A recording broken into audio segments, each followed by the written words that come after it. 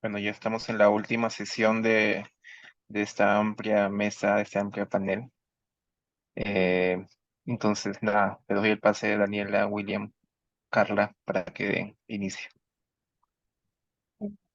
Buenas tardes a todos. Muchas gracias por seguir aquí a los que están todavía presentes virtualmente. Esta sesión se llama Territorios Comunes y Territorios en Disputa y es ya la última sesión de nuestro panel. Y solo quería, para no perder como la dinámica que hemos estado tratando de hacer en cada sesión, voy a empezar compartiendo un video, que es una canción, como para empezar un poco poniendo en contexto del debate, ¿no? A ver, espérense, voy a compartir y me confirman si es que se ve. Sí, se ve. Sí, se ve perfecto. Se ve. Perfecto. Entonces, sí,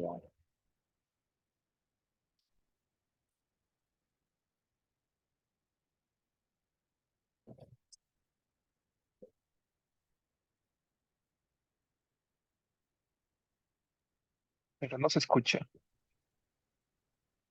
¿no se escucha? Ajá, se ve, pero no se escucha. Vuelvo a compartir. La tecnología no fue el fuerte de este panel. Ese va a decir. Espérense. Eh, bueno, que eso augure una buena sesión. Y empezamos con nuestro primer panelista, Víctor Manuel Salas Velázquez de la Universidad Nacional de San Antonio de Abate en Cusco, que va a presentar el sistema habitacional rural de la habitabilidad en el desarrollo comunitario, el caso de Chuquibimba 2019. Gracias, buenas tardes con cada uno de ustedes y sobre todo, gracias por haber aceptado la ponencia que voy a compartir el día de hoy. Sobre todo, el aspecto más importante es como la introducción del video nos estás compartiendo, hay muchas cosas que cambian, pero en los escenarios que nos toca debatir, hay cosas que no han cambiado mucho desde la construcción que los mismos actores han generado su habitabilidad, considero eso. Los que sí debemos cambiar somos nosotros, los hombres urbanos que nos acercamos a esta realidad, muchas veces poco conocida, entendida, pero sobre todo muy maltratada desde los conceptos adecuados. Entonces, el trabajo es parte de un contexto de estudio de maestría, tesis de especialidad, pero que ha ido madurando con el pasar de los años. Entonces, quiero empezar con esto. Una frase de Ren Koolhaas, un arquitecto internacional muy importante, que mencionaba que el desafío de la arquitectura actual es entender el mundo rural para él en todo su plenitud como hombre globalizado. Bueno, yo me encuentro en este momento en la ciudad de Cusco, ¿no? Y el tema es la habitabilidad rural. Esta investigación trata de esta dimensión espacial de la habitabilidad como arquitecto, entendiendo que la habitabilidad es multidisciplinaria. Entonces, he tratado de construir un escenario para poder dialogar después con diferentes disciplinas de las humanidades, la geografía, el mismo derecho y todo lo demás. Por lo tanto, la pregunta que me hacía era cuáles son las condiciones físicas y socioculturales de la habitabilidad en la comunidad campesina de Hanas Chuquibamba en este periodo pre-pandemia y cómo estas condiciones influyen al sistema habitacional, ¿no? Por lo tanto, me baso a lo que aprendí en un momento en el escenario académico y es muy bueno hacer esta conmemoración al maestro Adolfo Córdoba, maestro de la UNI, que en 1958, en un discurso de inauguración de año académico, soltó esto, ¿no? Aumentar una dosis de doctrina sociológica para que prepare al profesional, eh, sobre todo para su futuro trabajo en asistencia a los grupos de campesinos. O sea, es una frase muy importante que creo que continúa haciendo eco, el maestro ya no nos acompaña.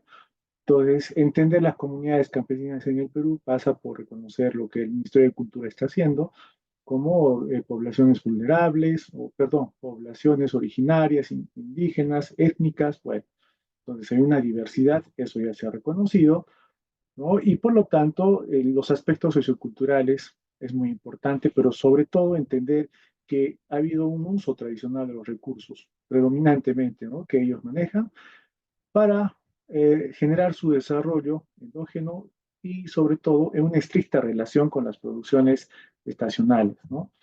Eh, Sin embargo, han sido bombardeadas, disculpen la expresión, desde la segunda mitad del siglo XX con nuevos enfoques, ¿no?, con el afán de mejorar sus condiciones de vida.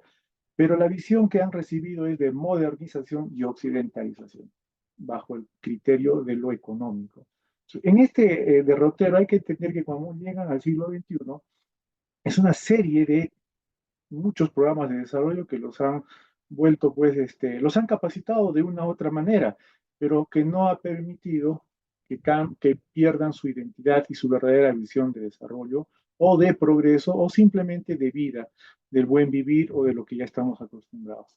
Un poquito para, en mi caso, entender hombre urbano, arquitecto, formado para ser urbano por excelencia, o quiénes han trabajado, bajo qué conceptos han trabajado, ¿no? Entonces, vemos un derrotero de actividades que van formando este tema en el tiempo, cómo se va trabajando y sobre todo este aspecto de la misma arquitectura.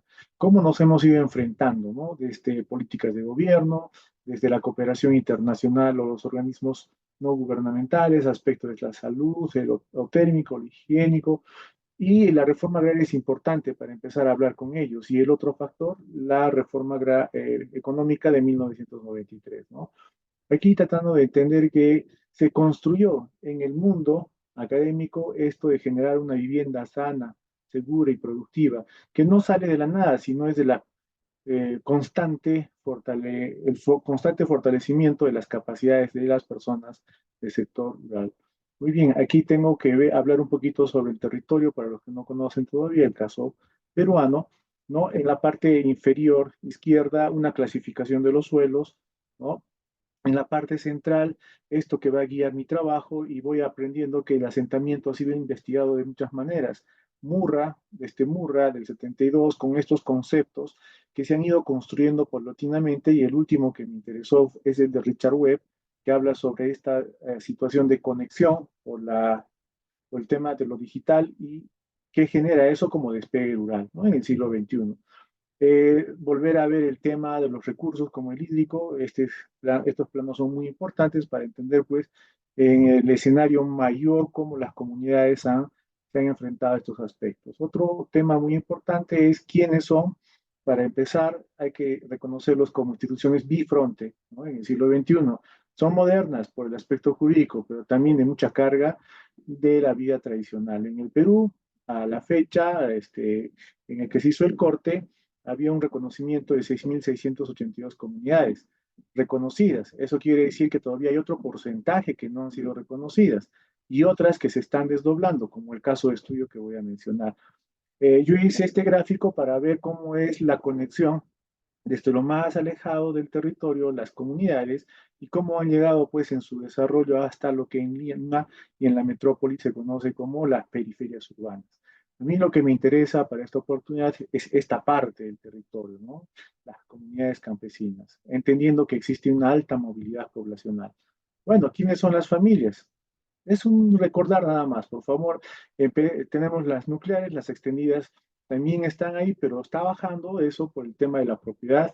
La organización es familiar comunal, la representación de lo privado ante lo colectivo, ¿no? Y la historia y etnografía nos enseñan que son portadores de una riqueza sociocultural andina, ¿no? Por lo tanto, el tema religioso también hay que tocarlo con mucha intensidad, porque sabemos que hay un alto porcentaje que está pasando, digo, en el escenario rural, a ser reconocidos como evangélicos, y eso no lo podemos obviar. Bueno, los teóricos que han dicho, ¿no?, que estas sociedades se han adaptado, ¿no?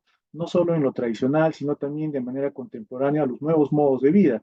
Y esto genera muchas tensiones, transformaciones y desafíos actuales para las mismas comunidades. Entendiendo que un poquito del estado del arte, lo que quiero mencionar es esto, ¿no? De manera muy clásica, la vivienda tiene estos tres básicos elementos, comunidades espaciales, ¿no? O sea, el vivir, dormir, el comer y el guardar las cosas, ¿no? Así ha venido. Y esta es la típica característica de una vivienda cuando todavía mantiene los aspectos muy tradicionales, ¿no? O sea, creo que la mayoría de nosotros entiende que hay condiciones de la habitabilidad que ya no son permitidas, pero que desde un enfoque del manejo cultural para ellos es aceptado. Bueno, un poquito del enfoque, como voy a empezar a correr, me amparo en estos textos de sociología, antropología, especialmente esta reflexión que me ha permitido acercarme de una manera diferente, ¿no? Sobre el espacio percibido, concebido y vivido. Yo soy arquitecto, no soy sociólogo, no soy antropólogo, no soy etnógrafo, pero he tratado de encontrar algo que me ayude a acercarme respetando adecuadamente lo que ellos han construido y por eso Lefebvre creo que me pareció el más adecuado. Esta, en esencia, es el manejo del sistema, en el sistema habitacional, desde lo macro, ¿no? Pasando por el tema de la vivienda, ¿no? Perdón, de lo micro, la vivienda y el tema de lo habitacional. Cuando vamos hablando, tenemos que ver los recursos de la comunidad desde lo macro hasta el predio habitacional. Esa es la palabra que estoy utilizando como categoría, predio habitacional, diferente al predio productivo, ¿no? Bueno, empiezo a definir ciertos aspectos que de acá no me está permitiendo ahora sí, ¿no? Como resultados, ¿no? De la investigación, eh, hay que reconocer que esta comunidad ha sido altamente capacitada en sus fortalezas, en sus habilidades y en respetar su manera de vivir, ¿no? Entonces, son las condiciones socioculturales, económicas de la comunidad de estudio de caso. Y lo más importante, en la imagen, no sé si en el cursor se ve, tengo a un jefe líder comunitario tradicional llamado Barayo y a otro que está leyendo la Biblia en una reunión comunitaria, ¿no? Esa reunión era los carnavales del 2009, ¿no? Por lo tanto, hay que entender que estas tensiones están presentes, ¿no? No solo entre los que tienen más recursos o entre los que tienen menos, entre los que han sido más capacitados o viceversa, los que van a la ciudad o regresan, hasta también en este aspecto de lo espiritual. El territorio espacializado, ¿no? Hay muchos datos que voy a pasar un poco más rápido, ¿no? Entendiendo los pisos ecológicos muy típicos de toda comunidad. La comunidad conoce mejor que nosotros estos aspectos, los cambios. Y cuando yo menciono aquí en el aspecto de lo macro, por ejemplo, existe un territorio espacializado que está dividido en ciertas características y el asentamiento es el 2.43% en el caso de estudio, ¿no? De un total de 724 hectáreas que manejan. Muy bien, bueno, estas fotografías es de lo que se ha caminado con ellos, entendiendo cómo ellos te van mostrando ciertas características básicas del territorio. El recurso agua es un sistema de quebrada y para comunidades de los Andes orientales, del centro del Perú, el tema de las cochas, ¿no? Es muy importante y el nombre es muy significativo. De la comunidad es el famoso Soracocha, ¿no? Y por lo tanto el cultivo, perdón, la cosecha de agua es muy importante para ellos y el manejo entre tradicional y sobre todo moderno, porque han recibido capacitaciones como el fortalecimiento del tema de la infraestructura que podemos apreciar aquí para que no se desembalse y se pierda este sistema muy valioso para ellos, ¿no? O sea, tenemos datos también del clima y el otro aspecto, ¿no? Cómo el territorio ha sido estructurado por ellos. Desde Soroscocha, el riachuelo es un hito importante, ¿no? Y al costado tenemos otra comunidad muy cercana, Huama. Pero lo más importante, la distribución predios productivos arriba, en el centro y abajo, y el asentamiento en la parte central, ¿no? Cuando abarcamos el punto de medio, el meso, hay que aprender a entender cómo el asentamiento de las comunidades campesinas tiene una dinámica muy importante. Por ejemplo, aquí todavía se maneja el aspecto de Hanan Yacta y Uri Yacta. Ellos mismos me lo mencionaron, ¿no? Y estoy queriendo usar algunas palabras que son típicas, ¿no? Por lo tanto, el sistema, empezamos a dialogar con los investigadores previos, la verticalidad está presente, la dualidad también, ¿no? Y esto ha sido manifiesto porque me olvidé decir que esta comunidad tiene mucha cultura, sobre todo al ser considerados herederos de las ayllus tradicionales de los Andes del sur peruano, ¿no? El asentamiento en la investigación ya no es solamente si es mononuclear, binuclear o de otros tipos que el INE y el Instituto Nacional de Estadística utiliza, sino entendemos que es una construcción de muchos lugares debidamente ordenados, reconocidos y eso se encontró en el mapeo, ¿no? Y la contribución es entender esto del sistema habitacional con el sistema organizacional. hay tipos de recursos y bienes manejados como limitados y creados para lo macro, el territorio espacializado, para el asentamiento y para la vivienda. Creo que esto es lo más importante al momento de acercarnos a estos asentamientos y no verlos simplemente como pueblos que se han quedado en la historia y todo lo demás. Parte de la capacitación para el tema de la vivienda es fortalecer estas consideraciones, donde la mujer tiene una activa participación, donde han sido fortalecidos para pasar del antes al futuro. Eso es muy importante en estas comunidades, ¿no? Y el enfoque principal que se trabajó fue el del desarrollo humano, liderado por la institución paracristiana Visión Mundial, ¿no? 14 años de trabajo, y en el tema de la vivienda, vamos tratando de construir este nuevo sistema habitacional, ¿no? Lo doméstico, lo productivo, lo sanitario, para hacer adecuadas intervenciones y aún en las maquetas como estas se han ido manifestando. Entonces, surge otra consideración. La vivienda en el sistema habitacional es progresivo, pero en función del desarrollo económico, ambiental, social y sobre todo el desarrollo humano de los más necesitados, los niños, ¿no? El instrumento que se ha utilizado bastante, los mapas parlantes, ¿no? Las familias lo dominan muy bien, y estoy hablando ya con otras comunidades, como a lo largo del territorio de los Andes esto se ha desarrollado, ¿no? Vemos aquí casos de Cajamarca, de Huancavelica y todo lo demás. Bueno, en el tema de percibir el dimensionamiento, se ha incrementado considerablemente los metros cuadrados. Estamos hablando que si aumentan las edificaciones, ¿no? Aumentan los metros cuadrados, ¿no? Y ahí tenemos datos y vemos que es el agua y el sistema de riego por aspersión o goteo el que determina que cambie incluso la manifestación de este sistema en el territorio de los Andes, ¿no? Y al costado había otras comunidades que hablaban de eso, de otras instituciones que trabajaron fuertemente. ¿Cuánto tiempo pasan ahora las familias, los jefes de familia en las comunidades? Ahí tenemos la estadística, ¿no? Se ha invertido. En la vivienda ahora pasan más tiempo en espacios cerrados, que tradicionalmente se creía que en la vivienda pasaba más tiempo en los espacios abiertos, ¿no? En este caso, la comunidad, al ser parte del tema del corredor del turismo comunitario, también tiene las actividades de hospedar a los visitantes, ¿no? Lo cual genera mayores ingresos económicos y lo cual también nos puede determinar que sus ingresos familiares están mejorando, ¿no? Y al costado estoy dialogando con otras investigaciones que hicieron, ¿no? Y por último, este tema del fortalecimiento de la identidad. No importa si son católicos andinos por excelencia o si son evangélicos andinos, han llegado a un acuerdo y a un consenso, ¿no? El desarrollo comunitario. Finalmente, cuando no trabajamos adecuadamente estos aspectos, como pueden apreciar en la imagen de abajo, FONCODES, tratando de aplicar todas las técnicas, ¿no? Del fortalecimiento de capacidades, lo que genera en un mural es una visión de desarrollo que podemos ver que se está manifestando en otras realidades. Cusco y Huancavelica están muy alejados. Para ir terminando, este tema del manejo del territorio, como vemos, eh, Instituto para una Alternativa Agraria, al lado izquierdo, la cuenca es importante para ellos. Y Visión Mundial en dos diferentes comunidades, el manejo del territorio. Se fortalece y esta vendrían a ser las conclusiones, ¿no? He trabajado las características de la habitabilidad, de lo macro, territorio espacializado, meso, el asentamiento y lo micro, la vivienda. Se sigue manteniendo estas prácticas ancestrales, verticalidad, reciprocidad y diversificabilidad, ¿no? El uso innovado de los recursos naturales y productivos están presentes en el manejo de los pisos ecológicos, pero todo pasa por una organización comunal, colectiva y sobre todo familiar en pleno tiempos neoliberales. Eso sería todo. Muchísimas gracias por su atención. Muchas gracias, Víctor Manuel. Entonces damos pase a la segunda ponencia que se llama Terricidio en la zona turística de Acapulco, prácticas locales frente al despojo, violencia y desastres. Beatriz Adriana Méndez Torres de la Universidad Autónoma de Guerrero, México.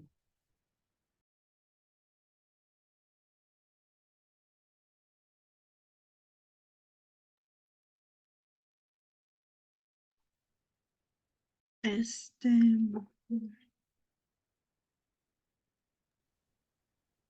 ¿sí ven la pantalla? ¿Ya en grande? Y ahora sí.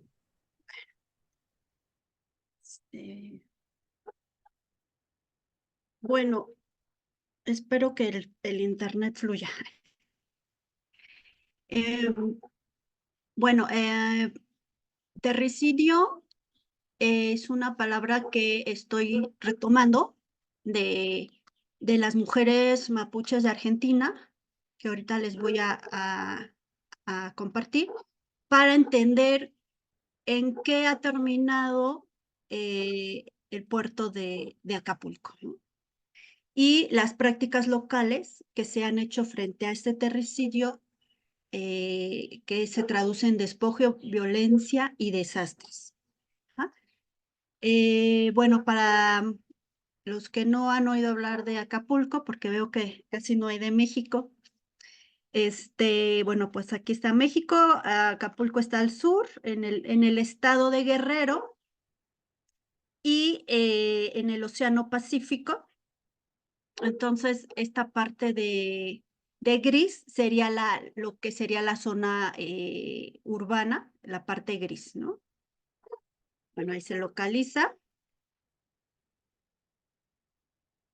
Y bueno,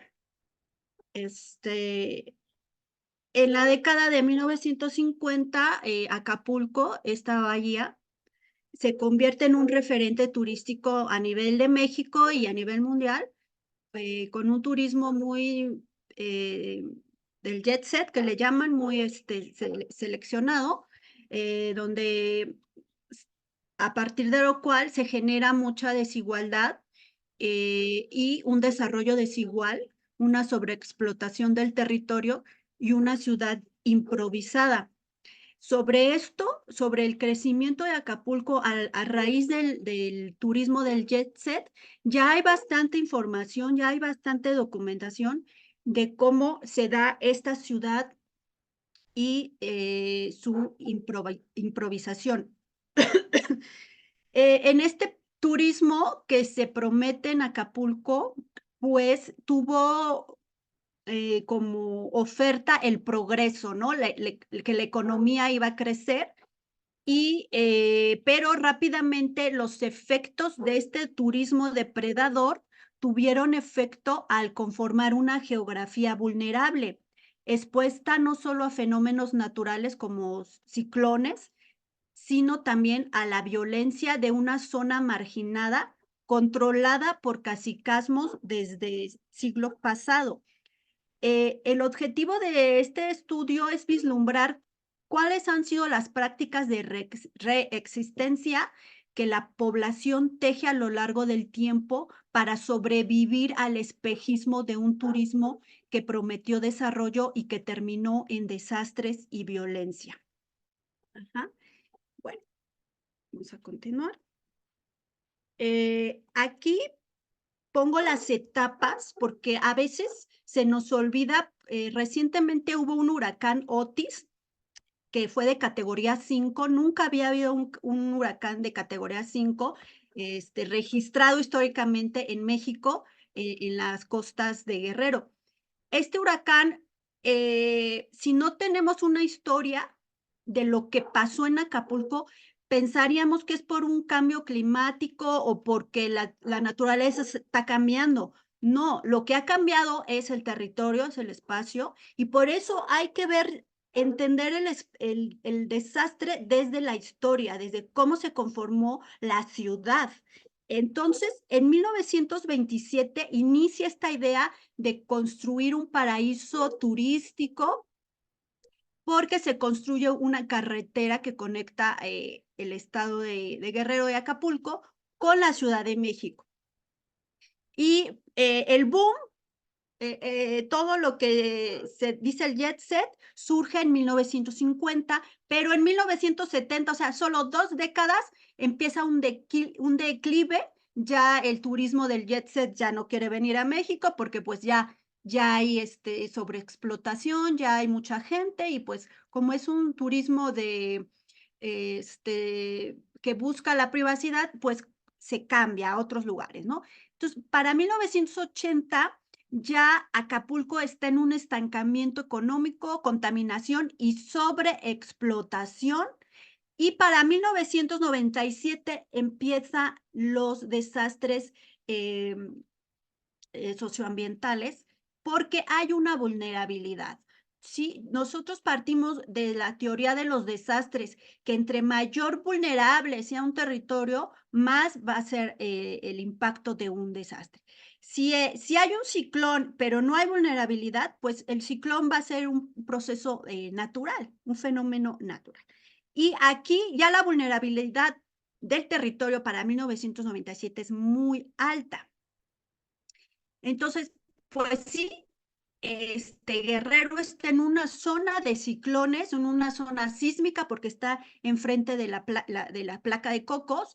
Es una zona, también se han registrado tsunamis, ajá, pero sobre todo ha habido todo lo que muestro aquí, ha habido despojo, ha habido destrucción de la naturaleza, ha habido contaminación, ha habido marginación, persecuciones, y lo que David Harvey llama acumulación por desposesión.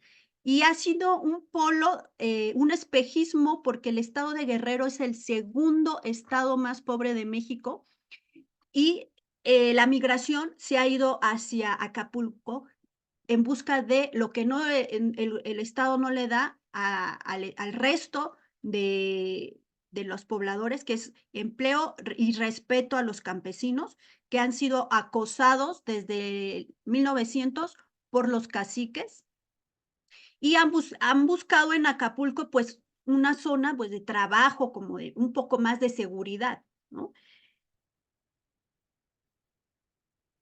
Espéranos, aquí está. Ajá, entonces, aquí vemos una fotografía histórica de lo que fue alguna vez Acapulco, esta bahía, y lo que es ahora, ¿no? Esta transformación del espacio se debe entender con todo este proceso histórico desde el despojo, porque esta zona era de pescadores, era de campesinos que fueron perseguidos, fueron despojados de sus tierras para la construcción de los hoteles. Ajá, entonces ha habido despojo, ha habido migraciones, ha habido sobrepoblamiento, falta de políticas preventivas en todos los aspectos y espacios de exclusión. Ajá, lo que llamamos el terricidio. Se ha conformado un terricidio, violencias y una geografía vulnerable. Aquí vemos la gráfica de cómo la población se incrementa en unas cuantas décadas.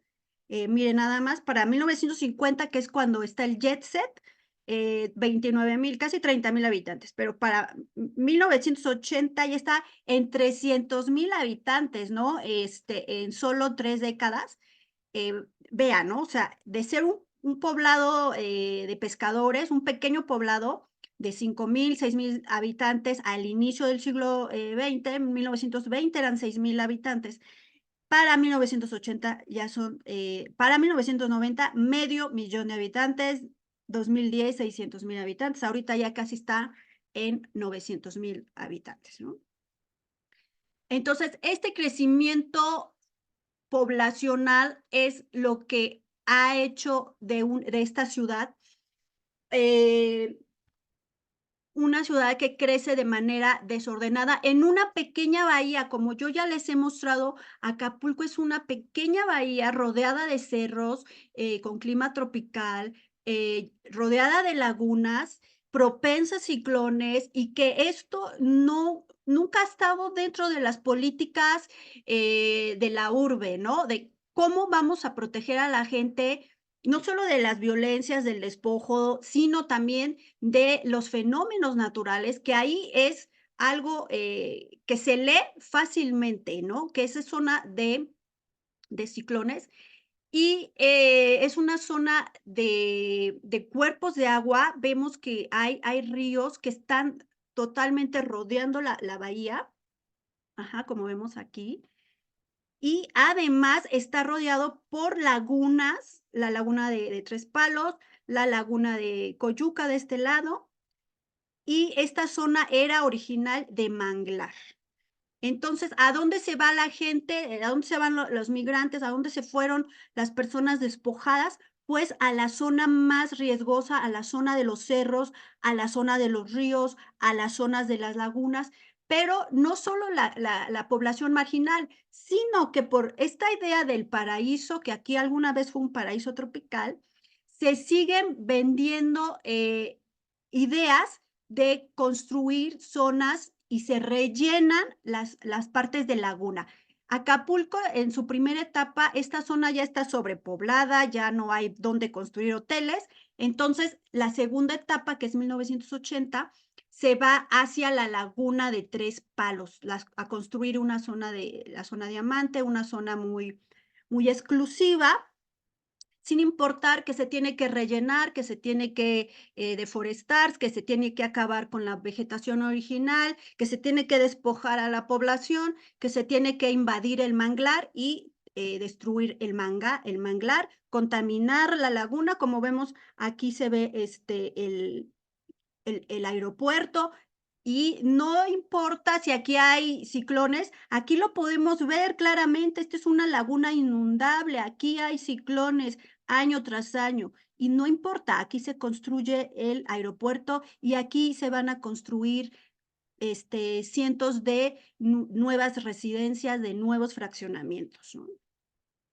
Entonces, a esto le llamamos el terricidio, que es el concepto que estamos retomando de las mujeres indígenas por el buen vivir, que se puede definir como el asentamiento constante de la tierra, asesinato constante de la tierra y el desencadenante fatal para otros crímenes contra la naturaleza y los seres humanos. Algunos ejemplos están a la vista, como son los incendios devastadores, la tala, la desertificación de la tierra a partir de los monocultivos, etcétera, ¿no? La megaminería. Es el asesinato de la madre tierra y de las distintas formas de vida.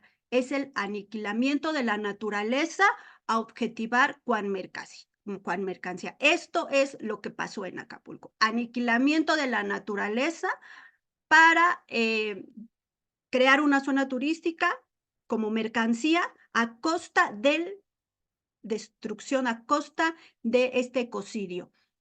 Es la ocupación inclusive de espacios sagrados para los pueblos originarios, ¿no? Y bueno, de esto está todo el libro de Mayra Morán. Hay todo un documental sobre el tema de terricidio y qué es el genocidio, el ecocidio y el epistemicidio indígena, que alude al intento de borrar la cultura y la eliminación de otros modos de vida desde la visión de los pueblos originarios. El terricidio es una síntesis de todos los modos de asesinar la vida que encontró el sistema capitalista.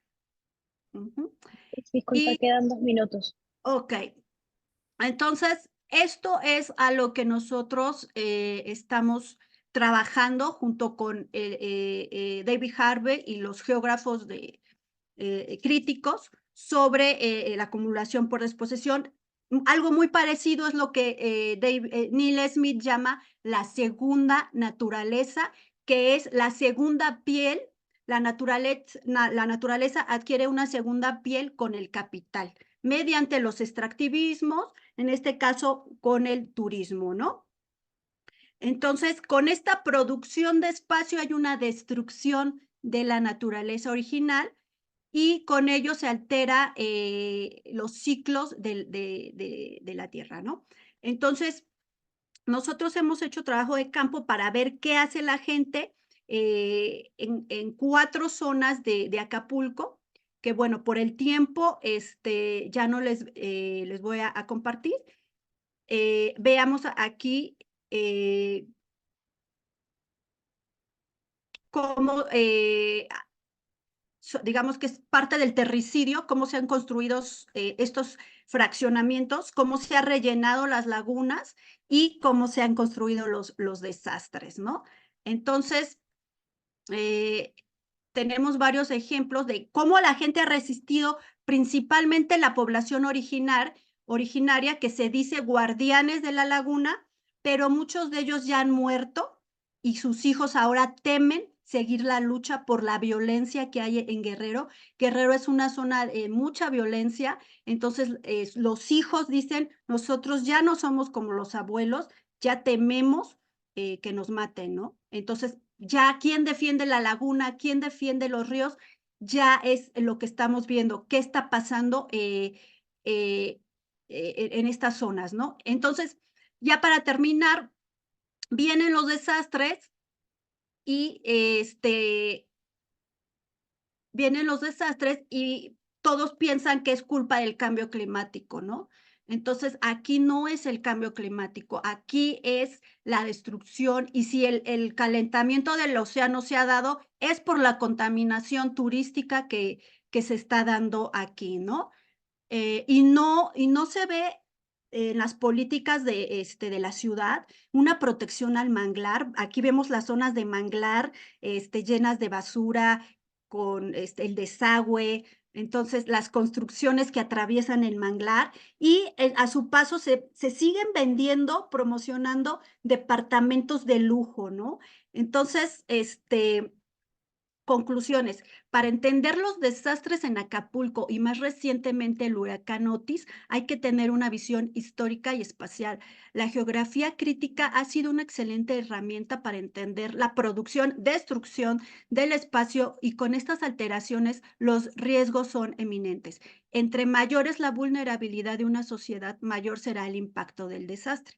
Acapulco ya era un espacio frágil y violentado antes de los recientes huracanes. El turismo no fue, no es ni será la solución. De hecho, el turismo depredador ha sido la causa de desastres en la zona. Hay otras maneras para proteger el territorio, y de esto nos hablan las prácticas locales. Y de esto nos hablaban los abuelos guardianes de la laguna, pero ahorita es lo que estamos viendo. ¿Qué va a pasar? Porque los abuelos ya están muriendo. Y con esto cerramos. Muchas gracias.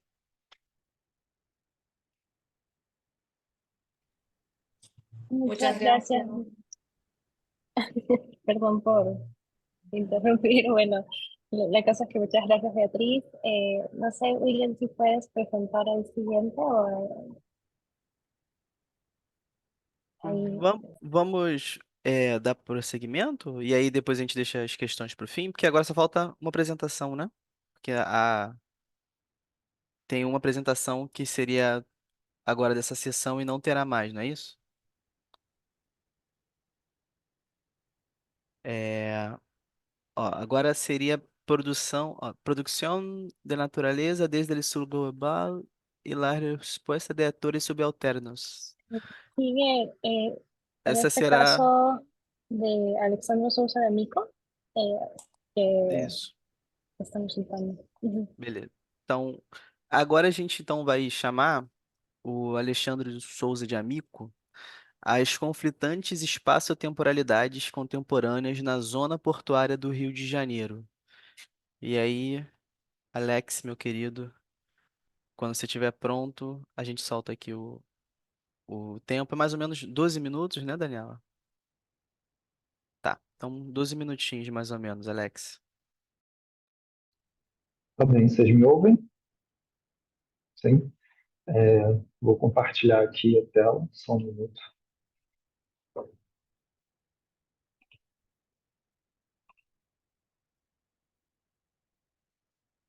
Vocês estão vendo aí agora?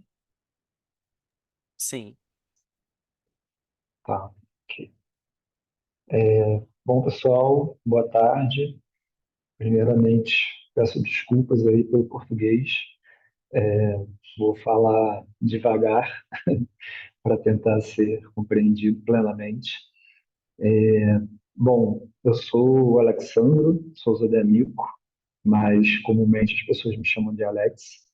O trabalho que eu vou apresentar hoje tem aí como título As conflitantes espaço-temporalidades na zona portuária do Rio de Janeiro.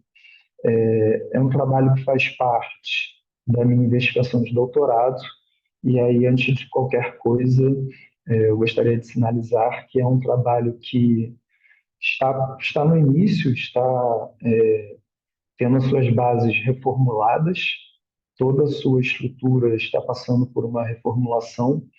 Inclusive, isso fez com que eu tivesse muitas dúvidas se apresentaria ou não esse trabalho aqui nesse congresso, porque justamente toda a pesquisa, toda a investigação, juntamente também a todo, de uma maneira mais geral, o meu pensamento vem passando por algumas transformações, por algumas mudanças, novas bases vêm sendo incorporadas, e, na verdade, essa apresentação, infelizmente, ainda nesse momento não reflete essas mudanças, essas transformações que eu venho pensando.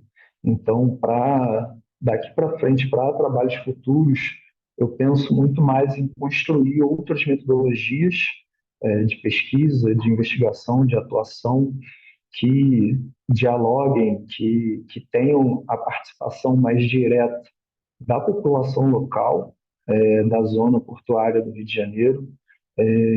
Outras bases metodológicas também que eu venho pensando, que dialoguem muito mais as epistemologias, as teorias do norte global com o sul global.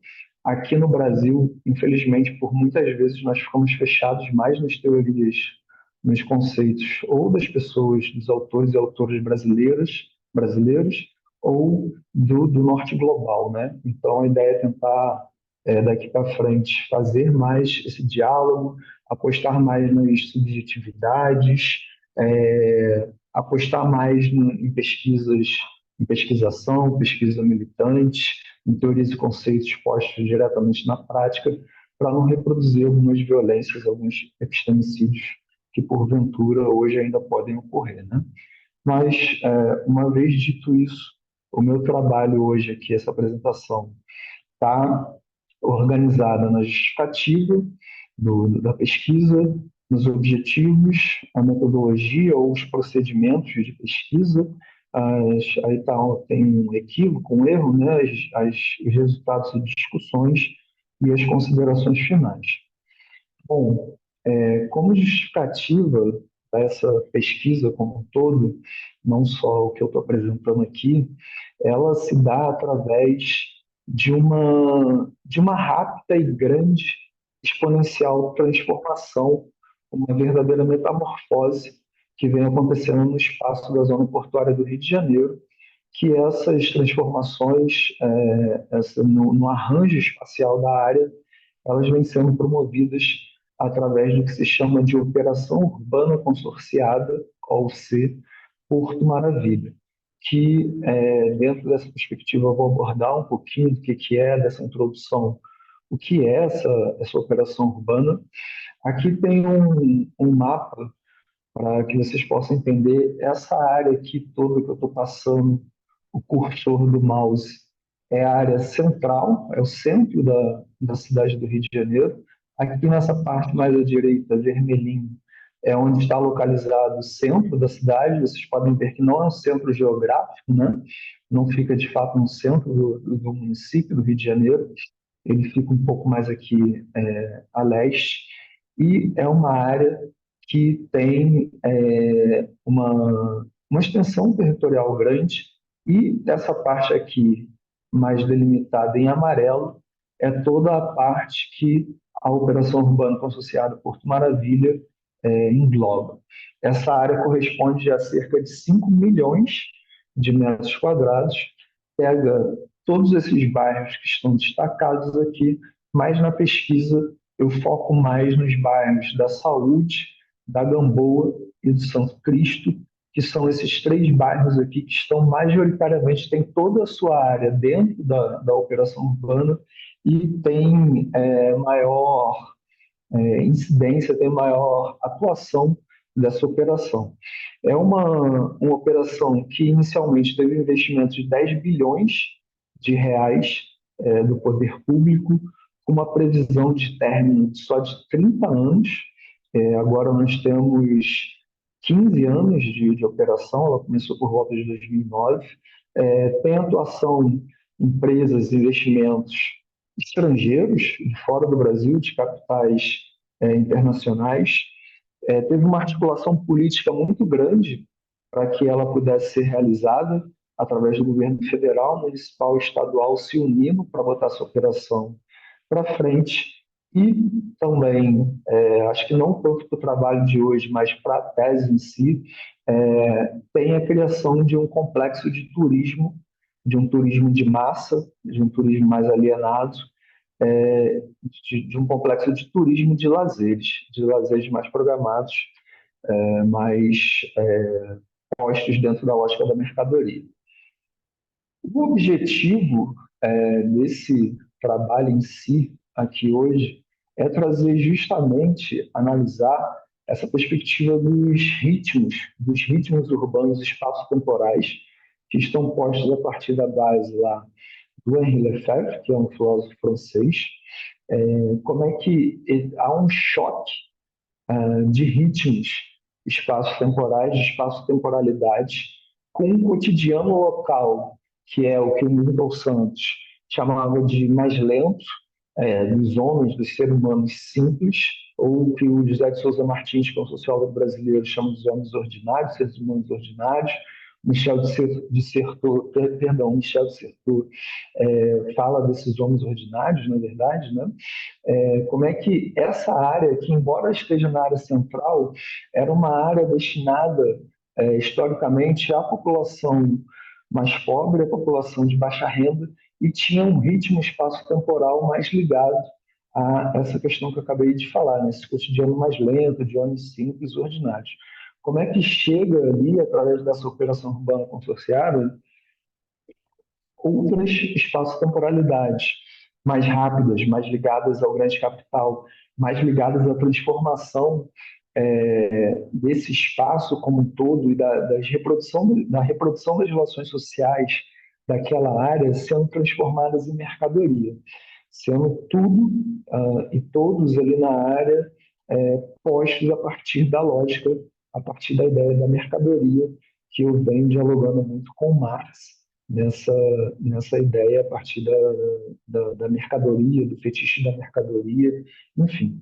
E, além disso, com os impactos e os conflitos que gera esse choque de espaço-temporalidades na área, os impactos ali na população, como nas entrevistas que eu realizei, que eu vou falar um pouco através da metodologia, eu também proponho, de uma maneira bem introdutória ainda, apresentar alguns coletivos culturais, ficou ali, acabei não colocando, mas alguns coletivos culturais que realizam, de alguma maneira, através da arte e das práticas culturais, uma resistência a esse projeto.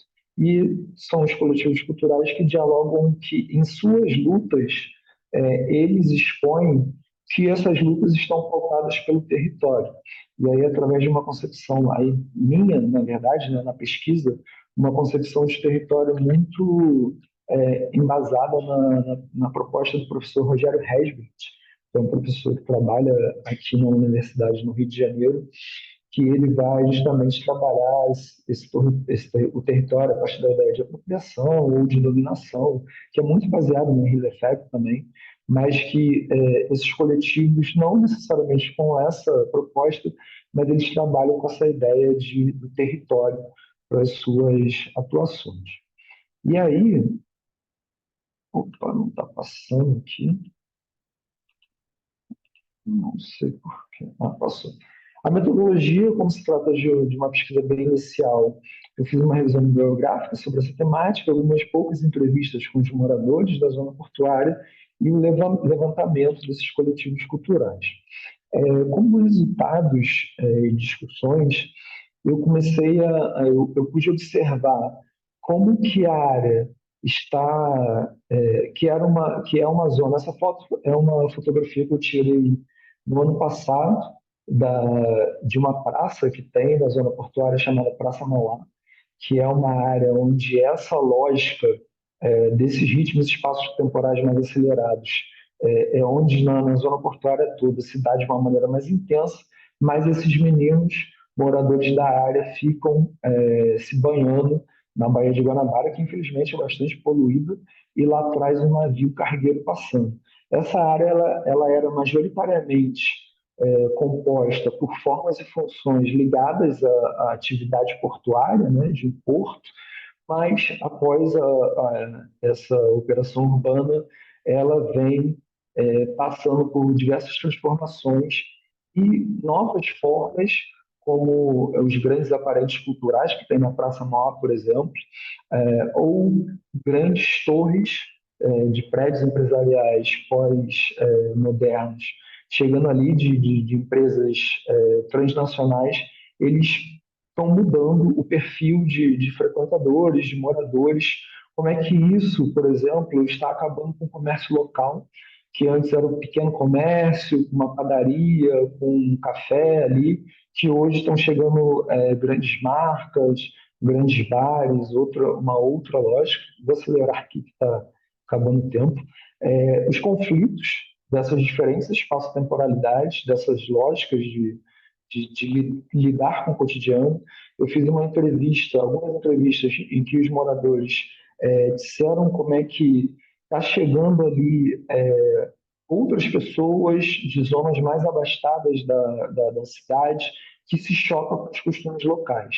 E isso também impacta nos preços, tanto do metro quadrado, que aumentou bastante, eu consegui levantar esses dados, e tanto também dos serviços prestados na área, né? Então, como é que se tem alguns conflitos, como, por exemplo, uma roda de samba tradicional dali da área, que foi expulsa para a chegada de um bar, que é muito mais caro, uma perda de identidade territorial, e aí bem pautada na discussão que o Milton Santos faz, dessa ideia de hábitos, costumes, de uma proximidade, de vizinhança, e aí, tendo que acelerar para não estourar muito tempo. Um minuto? Oi, perdão, não vi? Um minuto? Tá bem. E aí, tentar analisar como que há coletivos culturais e há outros coletivos, mas a minha proposta é, de fato, pegar os coletivos culturais que fazem uma espécie de resistência frente a esse projeto.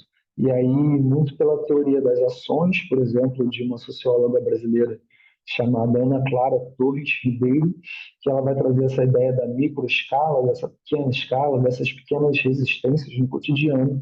E aí tem esse exemplo de um coletivo chamado Casa Amarela, que esse é um trecho que eu tirei do site deles, que fala de precisar colaborar no desenvolvimento humano e territorial, por meio da arte, cultura e os projetos que eles têm. As considerações finais desse avanço dessas espaço-temporalidades mais rápidas, né, ligadas à racionalidade capitalista, uma perda de sentimento de pertencimento ao território, uma mudança social de frequentadores e moradores, potencialidade da cultura local e projetos de futuro em disputa. E aí, de fato, para finalizar, eu acho que essa mudança no meu pensamento vai dialogar com algumas dessas questões, que eu não vou ter tempo aqui de ler, mas que são algumas questões que justamente vão pensar, por exemplo, essas multiterritorialidades, as escalas, a questão da cultura, debater cultura, cotidiano, enfim, a questão da população negra, que é majoritariamente presente na área, se há um embranquecimento nessa área, e aqui algumas das referências que eu utilizei para poder realizar essa apresentação. Obrigado. Tirar aqui. Muito obrigado, Alex. Bem, antes de qualquer coisa, eu gostaria de tomar a palavra só um minutinho, que a gente já está no avançar das horas, temos que entregar a sala um pouco antes.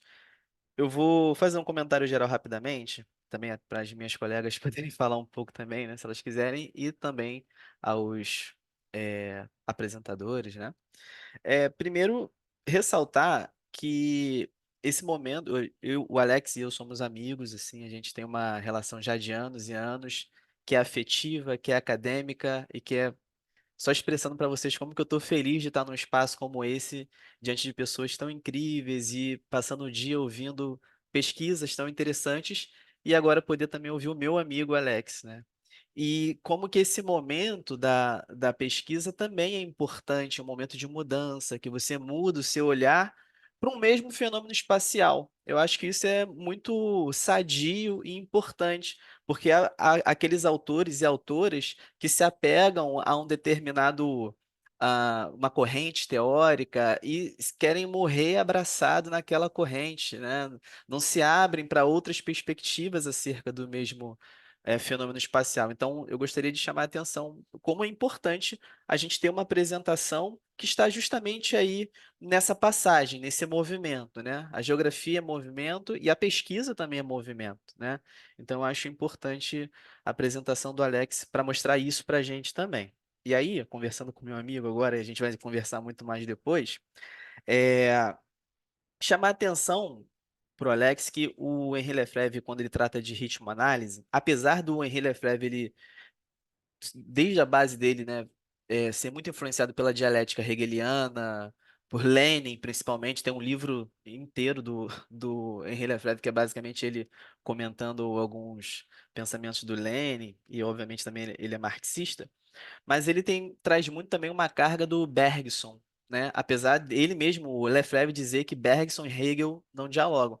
Mas ele traz, quando ele fala dessa coisa da temporalidade. E, justamente, o debate do corpo em Lefebvre, ele está trazendo a coisa, um debate que está presente em Bergson. E aí o Deleuze tem um livro chamado Bergsonismo, aqui publicado no Brasil, e ele vai trazer muitos, eu acho que, algumas dicas, né, para a sua pesquisa, Alex. É, e outra coisa também importante na sua pesquisa, que eu percebi, é essa mirada também agora para a arte, né? E o próprio, né, o que é filosofia de Deleuze e Guattari, ele vai falar que a arte, diferente, digamos, de um pensamento filosófico, pretensiosamente científico, ele traz essa coisa dos afetos e das percepções. Então, eu acho que dialoga muito com a sua pesquisa. E aí, se você quiser depois dialogar um pouquinho mais, o que que você está pensando, quais são as correntes teóricas que você está pensando em se apropriar e trazer aqui para a gente, até para as companheiras e companheiros poderem ajudar você também, né? Desde outras geografias aí da América Latina. E dialogando agora com a Beatriz, que eu tive a fortuna de conhecer lá no México, né? No ICCG a gente se falou um pouquinho. Fiquei muito feliz de te ouvir falar de novo, Beatriz. Muito obrigado. Aí eu vou ser um pouco mais objetivo para agora, para, né, tentar aproveitar o tempo. Eu queria saber se lá, se há essas populações que ainda estão residentes, que de certa maneira ainda existem naquele território, se de alguma maneira eles utilizam o turismo ou se eles se apropriam de alguma forma, né? Até aproveitando o que o Alex falou de Sertor, o Sertor fala em táticas de resistência, né? Então, se há de alguma forma uma tática de resistência desses povos que ainda estão ali na região, né? Que está passando por essa transformação socioespacial já de décadas, né? Em relação ao turismo.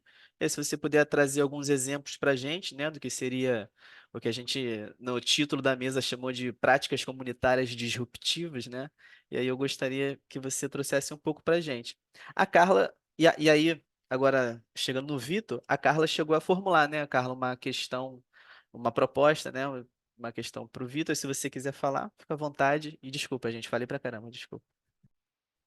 Bueno, dale. Sí, para Víctor, ya que Will sumaba preguntas para Alex y para Beatriz, para que Víctor también tenga un espacio ahí de ampliar, me parece que era importante a mí me parece importante que nos compartas un poco cómo desde las propias comunidades que nos estuviste compartiendo de esos territorios, bueno, entendían lo comunitario y también en ese entender lo comunitario, sobre todo en esto que planteabas de las prácticas, por ejemplo, de cosecha de agua. Bueno, ahí cómo emerge esta dimensión que tanto pusiste como elemento clave en tu trabajo, ¿no? De esta mirada de lo comunitario, bueno, cómo entienden lo comunitario esas comunidades, ¿no? Más allá de lo familiar, de ciertas prácticas, bueno, cómo atraviesa lo comunitario en eso, como que para ampliar eso, gracias.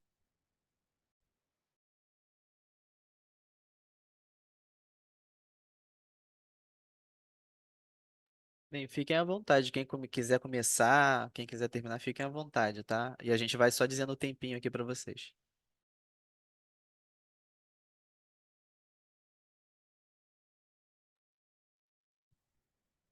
Ok, empiezo yo.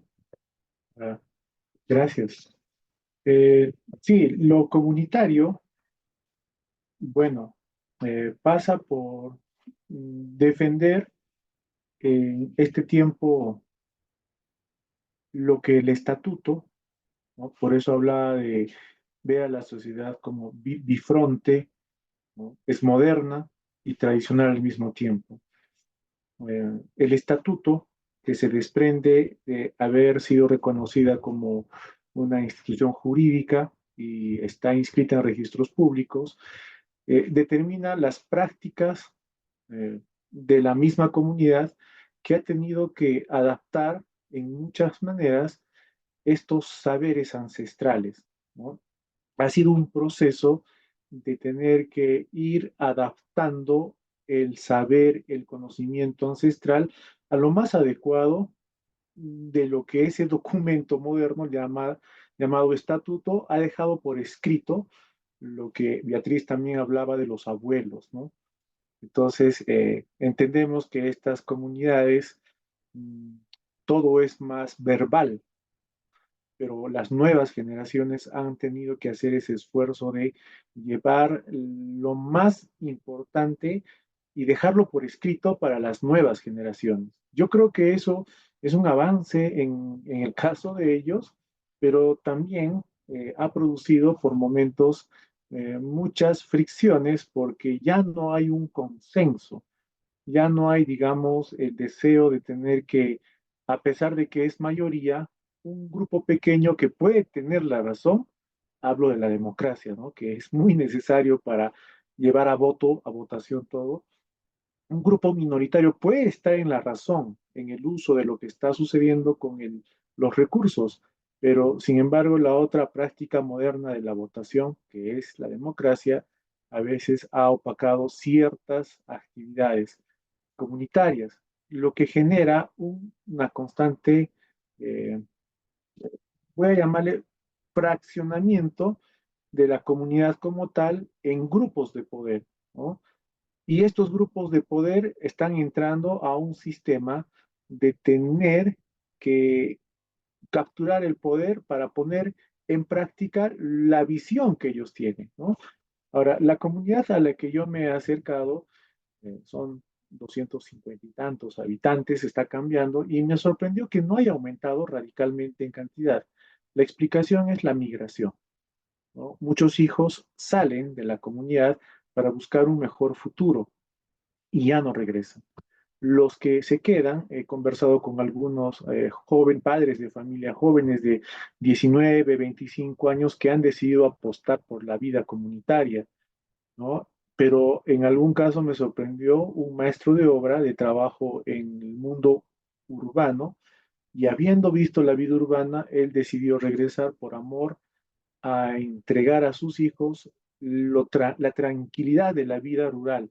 No es fácil, es difícil, la vida laboriosa, pero él prefirió decir, quiero que mis hijos entiendan lo que es la vida de comunidad y quiero que entiendan que tampoco van a estar desarticulados del mundo moderno contemporáneo, que en el caso del territorio que he analizado vendría a ser Cusco el mayor polo de atracción, ¿no? Ahora, Cusco está pues a prácticamente 1 hora y 20 minutos de esta comunidad a camioneta, ¿no? O sea, no es muy alejada. Entonces, yo creo que, como decían algunos autores, para terminar, en el fondo hay mucha tensión, ¿no? Por tratar de llevar una vida más armoniosa, entendiendo, como mencionaste, el agua, que es el factor más importante en estos tiempos, producto del cambio climático, ¿no? Porque la comunidad sin agua está condenada a desaparecer. Bien, muchas gracias, Víctor. Ahí no sé si quieren responder a lo que había planteado Williams, Alex o Beatriz. Así vamos también cerrando la sesión. Se quiser, eu posso ir.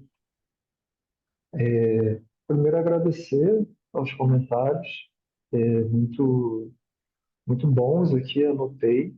São, são indicações aqui que eu vou ler, vou conversar, né? Como o William disse, nós somos amigos, então posteriormente a gente vai conversar um pouco mais sobre essas bases.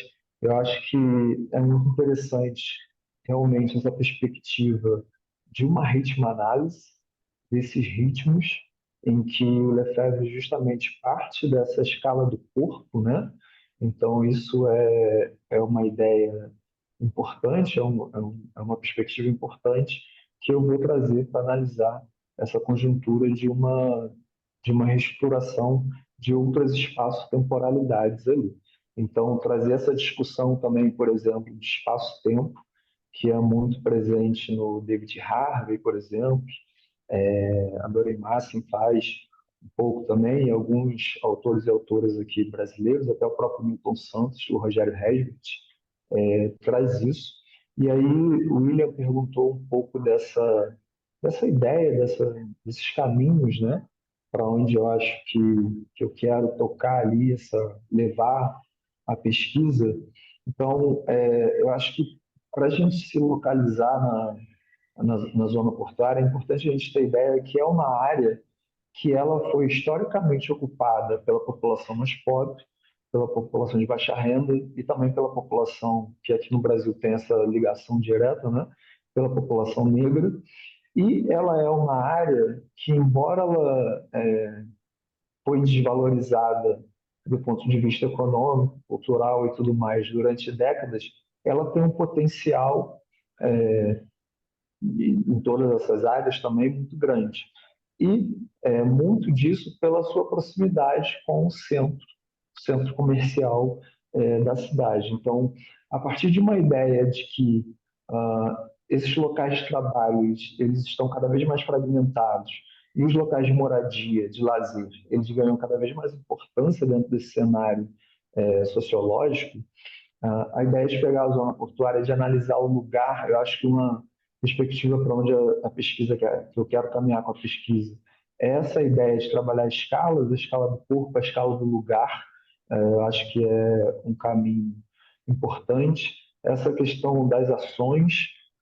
E aí, uma coisa que eu pretendo fazer que está muito incipiente ainda, mas que eu já vi que existem alguns autores e autoras que já fizeram, é um diálogo com a teoria marxista e a perspectiva decolonial, que existe muito mais, para mim, no meu caso, já li muito mais a partir da perspectiva marxista do que da questão decolonial. Então, é algo que eu pretendo fazer, esse diálogo através de algumas categorias, de alguns conceitos, pegando tanto da questão como, por exemplo, ideologia, a questão da mercadoria, mas trazendo também para uma perspectiva dessas epistemologias mais do Sul, mas que infelizmente ainda está numa fase bem embrionária, inicial, né?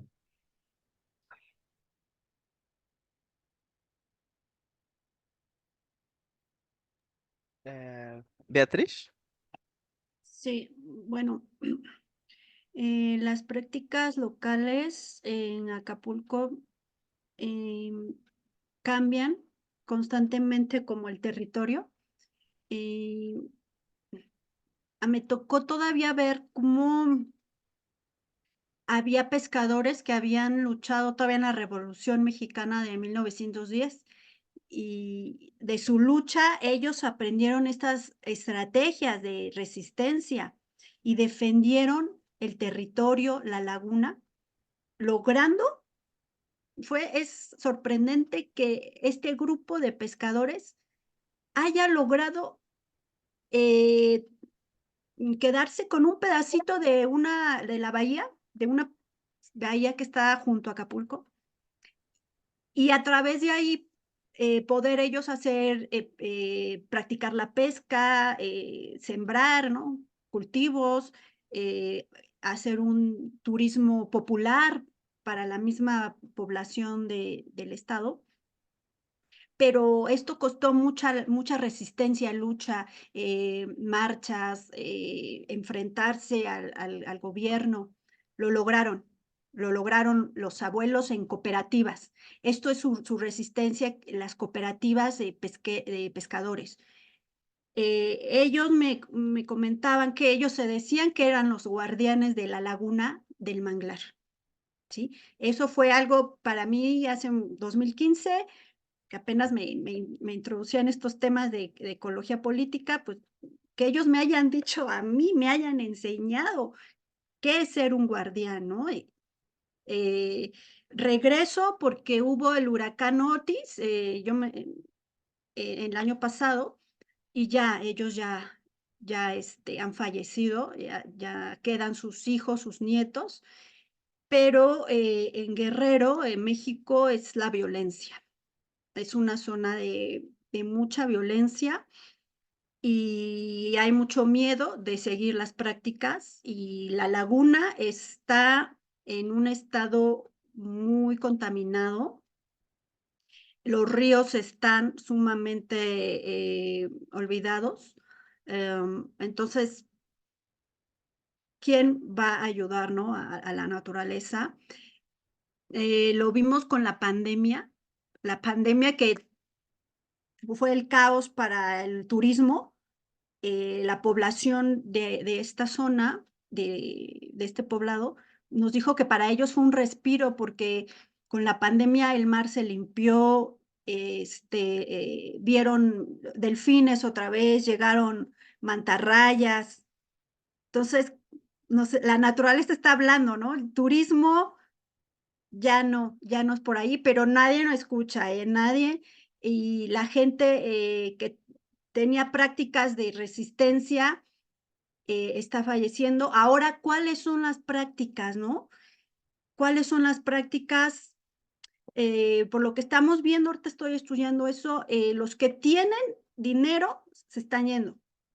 Tienen otra residencia, se van. ¿Por qué? Porque allí ya hay desastres muy seguidos, hay violencias. Los que no tienen que resistir, pues guardando silencio y adaptándose. A veces las redes son familiares, ni siquiera vecinales, porque ya hasta temen relacionarse con vecinos. Entonces, hay que buscar qué prácticas están surgiendo nuevamente, porque ya es otro panorama, ¿no? Del 2018 a ahorita se está transformando. Entonces, es lo que estoy ahorita otra vez investigando, cuáles son esas prácticas.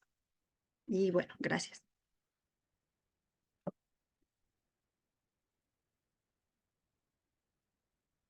Carla, Daniela. Bueno, quería añadir que muchas gracias por todas las experiencias y creo que ya nos quedan 5 minutos para cerrar esto antes de que nos saquen de la sala. Este, y nada, o sea, yo creo que, y en eso quizás también estoy hablando por William Darleguino, de que salimos de todas estas sesiones como en cierta manera recargados también, ¿no? Reconociendo de todas estas estrategias, como repertorios de acciones y, y también resistencias y resistencias que aparecen en el territorio. Y creo que esto era un poco la intención que teníamos con el panel, ¿no? El generar espacios de diálogo, también de confrontación, de rebeldía, por así decirlo, y de resistencia, ¿no? Ante este sistema que nos oprime, nos despoja y también que genera epistemicidios también de otras formas de ser y estar en el mundo, ¿no? Entonces, para ya no sé si como hacer el último intento, a ver si, si alguien se anima a sacar el cartelito y poder dar una impresión, sentir una idea, no sé si quieren un dibujo o lo que sea de lo que les ha despertado esta sesión. Bienvenidos sean y pueden prender la cámara o dejarlo en el chat y no sé si Carla quieres agregar algo antes de... Bueno, no, solo decir que totalmente agradecidas y agradecidos como coordinadores y coordinadoras de la mesa con todo lo compartido en todas las sesiones. Esta sesión también fue súper potente para pensar otros territorios, pero también pensar lo disruptivo, ¿no? En esas resistencias y estrategias. Así que bueno, salimos creo que todas y todos enriquecidos de este encuentro y ojalá se repita en otras ocasiones. Así que muchas gracias. Los cartelitos.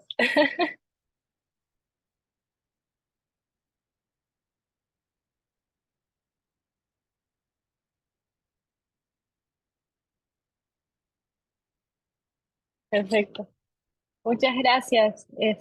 Damos acá cierre y muchas gracias por haber estado conectados y por participar. Nos vemos en otro momento.